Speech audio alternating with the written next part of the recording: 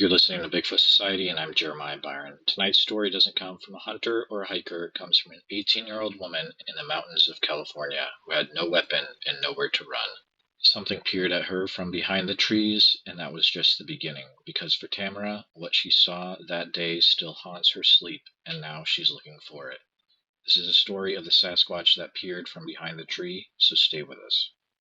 All right, Bigfoot Society, you've got the privilege of talking to Tamara Bond today. Tamara Bond's a Chippewa from the Grand Traverse Band. Tamara reached out to me about some interesting things that she experienced back in the 1980s, I believe. So welcome to the show, Tamara. How's it going today? Wonderful. How about you? It's a great day out here in Iowa. We're starting to get some good weather, and I cannot complain. I get to talk to someone about Bigfoot, and that's one of my favorite things. This is an area that a lot of people are going to be familiar with, and it's great to hear another account that comes from this area. It's a pretty famous area in the Bigfoot community. So, Tamara, I'm going to go ahead and pass things over to you. Feel free to take us back to that time, where you were, what you were doing, and how this all happened for you. Okay.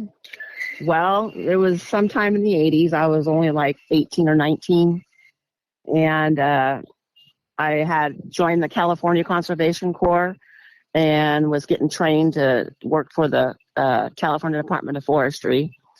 And when you're in the CCCs, you do roadside brushing, and you go up in the mountains and you plant trees and stuff like that. Well, we were planting trees. And I had to go use the little girl's room, and basically I was the only female there. So I had to walk quite a distance away to use the little girl's room. And I went behind a tree to be hidden from everybody.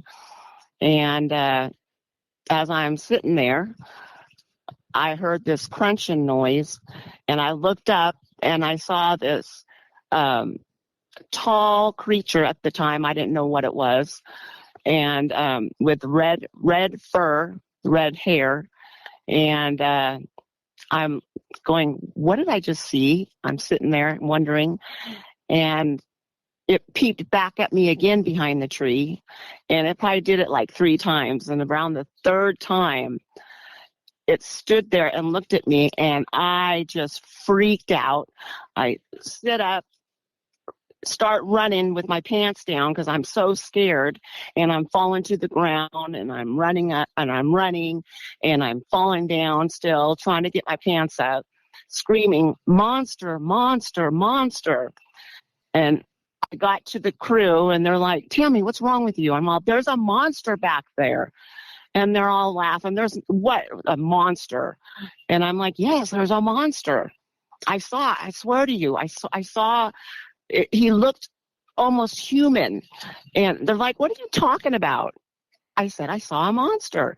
And they're like, you're crazy. But basically, that's my story. I basically saw Bigfoot. Back in those days, I didn't know what he was. And now I know who he is. And I saw Bigfoot. That is an extremely unique account. I don't think we've ever had one like that on the show yet. Are you able to share the area that this happened in? If I just remember it was way up in the Bigfoot, way up in the Marble Mountains. It was on the logging roads, and the forestry department, their roads. And of course, the CCCs would drive and do their roadside brushing, and we would plant trees. So it was somewhere up there in the Marble Mountains. I can't tell you exactly where.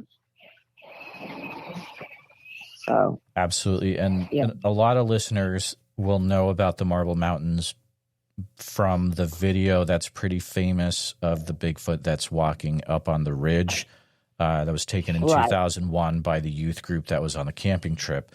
So this is actually a little more than 10 years prior to that video, maybe not in the same exact area, but in the same region at least, if it's also in the Marble Mountains. So, maybe a few questions for you about what you experienced that day. Um, How tall would you say that it was, the creature that you saw? Well, when you're squatting, everything looks bigger. Sure. So I would have to say, let me look at a tree right now. He was probably about 8.5 feet tall. Pretty big, large, very scary. Yeah.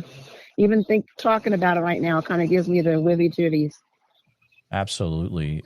It's just to experience that in a time where, I mean, you're really, kind of defenseless when you're in that situation. I mean, to put it bluntly, right? And just to be just freaked out. You said you were scared. What were the main things about what you saw that made you scared in that situation? Never seeing anything like that in my life.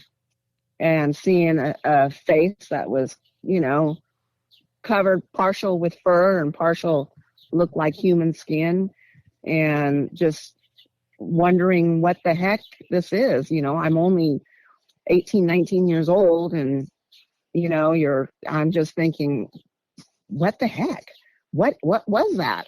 And I had nightmares about it for a long time, and I still have nightmares about it. I have nightmares about just them one day deciding to come down and attack human beings, that they're all one day going to get together and just come down from the forest. And, because there's a lot of them. There's more out there than what we know. No, I agree as well. There's definitely more than people think, I believe. It sounds like you got a pretty good look at the face during that time. Have you ever seen anything else that looks like what you saw that day? I would consider a gorilla, but its face was more white, not so black.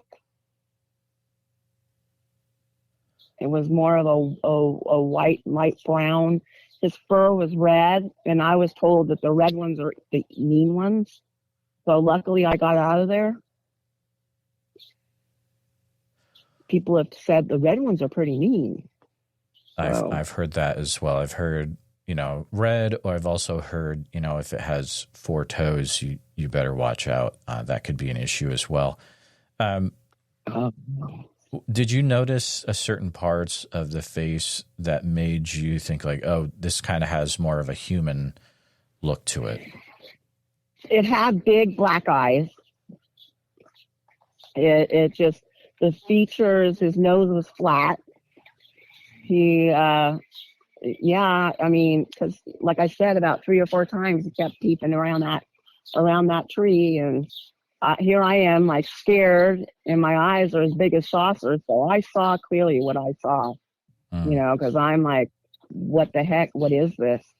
So it had, its lips were kind of thin. Like I said, it had big eyes, big round eyes. I don't remember seeing any whites in them. I was just going to ask but you then that. Again, yeah, I don't remember seeing any whites. All I remember was big black eyes peering around the tree at me, and me being really scared. Was it showing any teeth at all, or any emotion to its face? No, it kept just peering around the corner, and then go back behind the tree, and it would do it again. And I saw its hands. The hands were not much fur on the hands. No, not much fur on the hands at all. In fact, they look kind of like the face, not a lot of fur on the face and not a lot of fur on the hands. But its body had fur all over it, the red. Okay. So you're definitely seeing the head when it peeks around. You're seeing the hand probably on the side of the tree as it peeks around, I'm guessing. Right. Yes. Okay. Are you also seeing any legs as it peeks around or anything like that, or just the head and the hands? just the head and the hands. That was all I remember. And I ran so fast I didn't even turn around and look. I was too scared. Never seen anything like that. Gotcha. But now I like to see it again. Right. Now I'm more interested. I know. I'm like, wow, I went out and bought all the equipment so I can start Bigfoot hunting, and I bought a night vision goggles, and now I'm really into it. I find that very interesting, and I think we're going to talk about that more in a bit, but I want to make sure that we go over a little bit more for the sighting itself. Did you notice it had a certain shape to its head at all? You know what? Not really. All I remember is looking straight at its face and then seeing its hands. I don't remember the head shape. I'm sorry. I do not remember the head shape. I just remember looking straight at its eyes. And just like, we were like eye to eye contact, and just me being really scared. Even thinking about it is kind of makes my stomach upset because I was just a young girl. Absolutely. Yeah. And before you had the actual sighting, did you notice anything weird about the sounds of the area or the smells or anything that seemed out of place? You know what? I smelled a bad odor, but I didn't think anything of it. I thought maybe because the other people would come over there and do their duty. So I thought maybe that's what I was smelling. Oh, okay. So that's interesting. So the area that you were using was an area that was commonly used by the Conservation Corps for that? Right. Okay. Right. To go and use the restroom. Oh, that really makes you wonder, doesn't it? Right. Yeah. If that's why. Was he like watching? Yep. Was he watching everybody doing the planting the trees, and he was just curious, or I don't know. Oh man, there's a lot of different ways you could be like. Are they waiting until it's people are at a point where they're not able to really protect themselves, or they're very curious, and this is one of the weirder things that humans can be watched doing. I mean, we don't know, right? So, right. Now, when you got back to the group, it sounded like you told the story. Everyone was pretty much making fun of you. Yeah. Right. Yeah. And then they would make fun of me constantly, even after that. Monster. Oh, yeah. So that's terrible. But I don't know. What can I say? I just kind of ignored it. I know what I saw. Absolutely. So there's a lot of people out there who see them, and people just like, okay, whatever. No one wants to believe, but they're out there. I mean, there's hundreds and maybe even thousands of accounts now of people having sightings and experiencing weird things. It's incredible. But what was it that made you want to switch from being a person that had been scared by this, but into now you're actively going to go see if you can find it and getting gear and things like that? Because I'm older now, and it just really intrigued me. The older I got, the more interested I got into it. And now it's like Bigfoot, in the Bigfoot community, it's become really popular. And now I'm just really interested. I've never heard of anybody getting murdered from one of them. Not yet, at least. So I'm just real curious now. So like I said, I went out and spent quite a bit of money so I can go out and start looking. And I'm in the right area I live in. I only live like 5 miles from Shasta Lake, so I'm in the right area.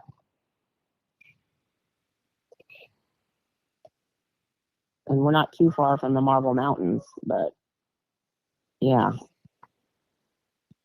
Well, that is a really interesting area, the Shasta Lake, because that's right kind of outside of Shasta Trinity National Forest, right? Right. Mm-hmm. We take our pontoon boat out there a lot. And I had another incident where rocks were thrown. Didn't see anything this time, but rocks were being thrown. You can hear them coming down the side of the cliff, and you can hear them. I looked, but maybe it was just rocks falling from the cliff, but I highly doubt it. Not the way they were getting thrown, but I didn't see anything. And how recent was that? I would say probably about a month ago. Okay. Yeah. How We like to go out there when it's quiet. Yes, I bet that is an absolutely beautiful area. How big were the rocks that were being thrown at you? Were you able to estimate how big they were? No, I'm sorry, I couldn't. Like I said, we were on our pontoon boat. We were probably about, let's see, probably about 5 car lengths away, maybe. We were in the lake on the boat. We just saw them getting thrown. And they'd hit the side down at the bottom because it was a cliff. And it would it wouldn't hit the water. It would just come out and hit the side and roll down. Wow, that is wild. You know, I'm sure that you have shared your story a few times over the years in the area. Has there been a time where you've shared that story and someone has been like, I had something similar happen, or I also had something weird happen in that area? Up at Shasta Lake, yeah, I spoke to an older gentleman, and he's all, I'd like to sit and talk to you about my experience, but I've actually seen him up at the Shasta Lake. And I'm all, really? I'm interested in hearing your story. So hopefully him and I can get together and talk and discuss this if I see him again at the lake. Yeah, that would be an incredible conversation. Have you ever run into anyone else that has had things happen in the Marble Mountains area? No, no, never. I told my story on the Bigfoot site that I'm on Facebook, and there's quite a few people who know where the Marble Mountains are. Oh yeah, it's very, very well known in the community for sure. Yes. You mentioned that after your sighting, you started to have nightmares, and how soon after the sighting did those start? Probably 2 days later or a day after. Okay. Wow. So yeah right away. And talking about dreams like this can be a little tricky because there's a lot of emotions, with them, and they can get pretty rough. But were they like normal dreams that you would have, or sometimes people will report that the dreams they start to have after these Bigfoot encounters are kind of different? Mine were always violent. My dreams are violent all the time when I dream of Bigfoot. It's like I said, it's like I feel like I've had dreams of millions of them coming running down from the hills, because like I said, I only live 5 miles from Shasta Lake, and we live pretty much in the woods, and I'm like thinking one day, in my dreams, I'm like, they're coming out, hundreds of them, chasing, killing people. Wow. It's very interesting. So it almost feels like, you've been able to get a handle on things, and to go from having dreams like that to want to actively, go out and look for whatever it is out there. Yes. Well, okay. I was 18 back then. I'm 59 now, so that's a long time, and I haven't seen one yet. Again, since that incident. So, and then, like I said, the Bigfoot community has grown immensely, and I'm just gotten older and wiser, and I'm just real interested now. Sometimes, something gets you, and then you want to just turn around and, okay, well, what was it? what did I actually see? I need to go and find it now. From being scared to wanting to find it now. Because Absolutely. it's curiosity. Yeah, it's more curiosity. I don't know what I would do if I saw one again. I think I'd probably run again. Gotcha. Right. After you had this encounter, did anything else out of the ordinary start happening besides the dreams? Not really. Just the nightmares and getting made fun of. That's about all.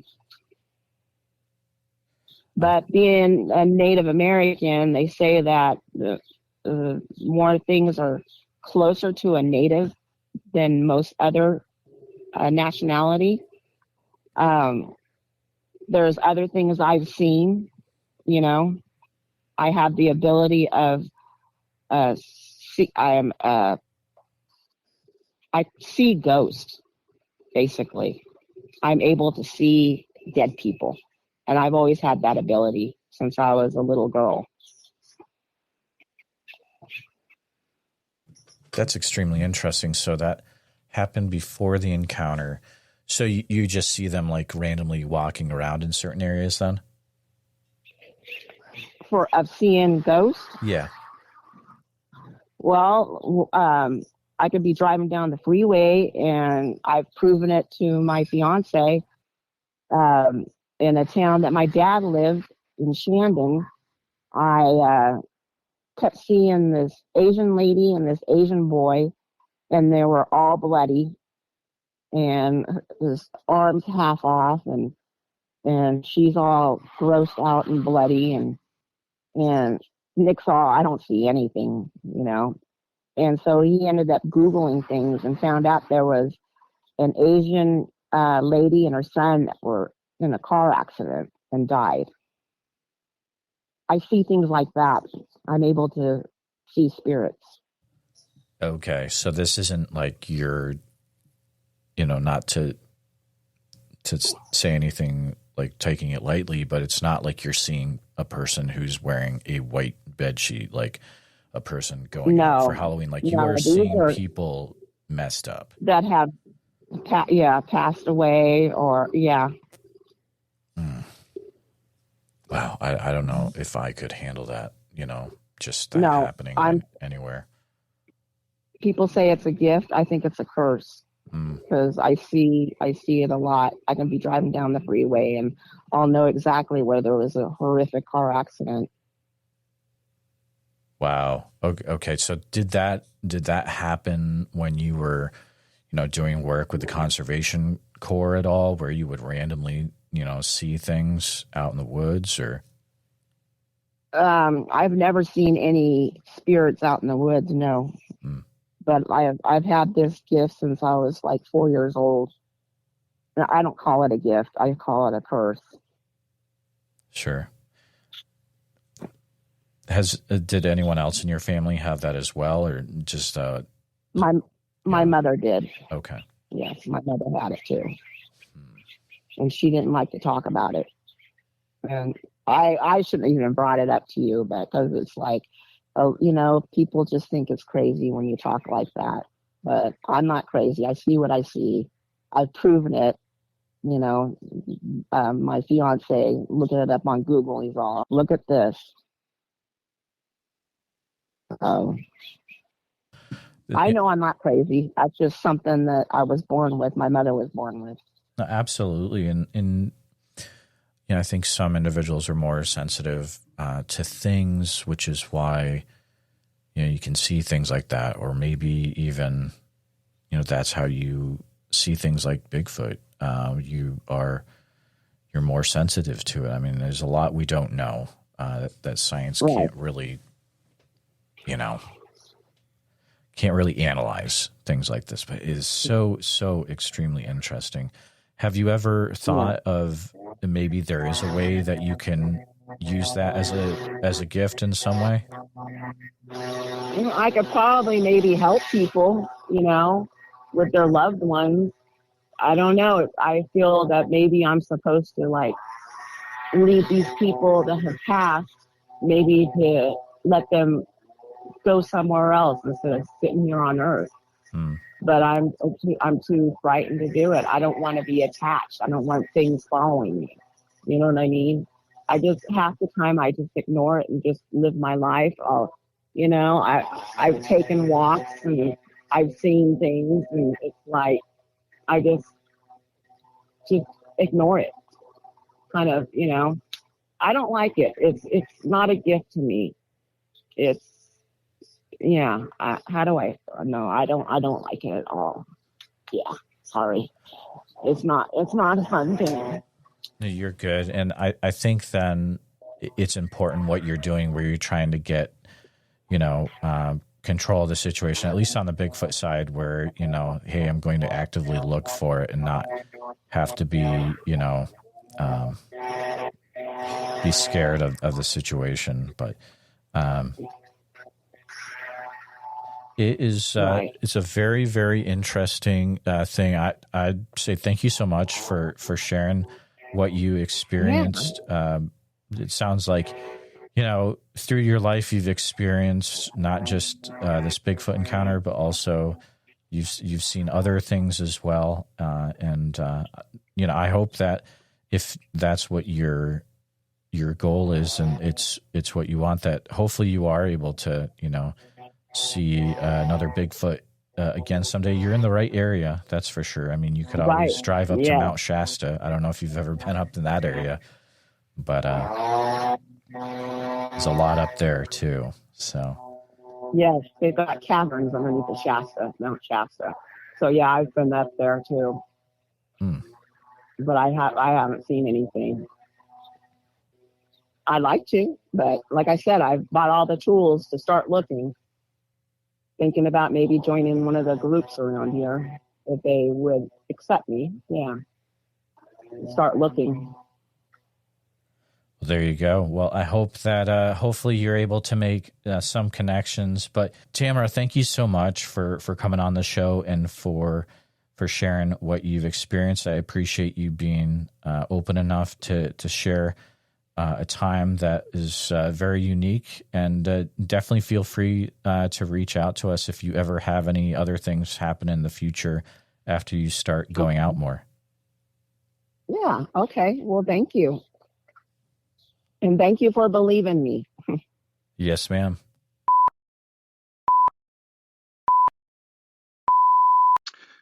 Hi, my name's Pete. I'm from New Hampshire, Grafton.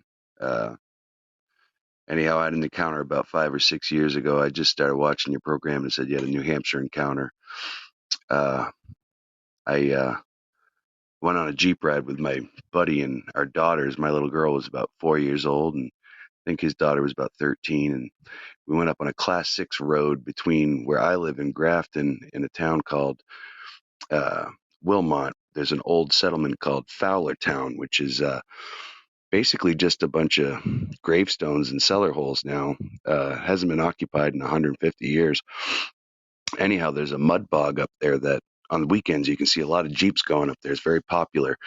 So this ride we took was in early fall, and we went up with the girls and we stopped the Jeep and we got out. And I remember it was a very beautiful day, sunshine and just gorgeous. And as I look back, there was no birds, no crickets, no sounds, but not in a bad way. And the most insane roar / scream came from across the bog.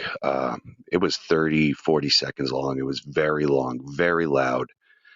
It actually moved the air. I play guitar and heavy metal music, and amplifiers tend to move air. It's a feeling when something is very loud, and this actually moved. If you'd like to share a voicemail to be potentially featured on the show as well, head over to BigfootSocietyPodcast.com and hit the Share Your Encounter button.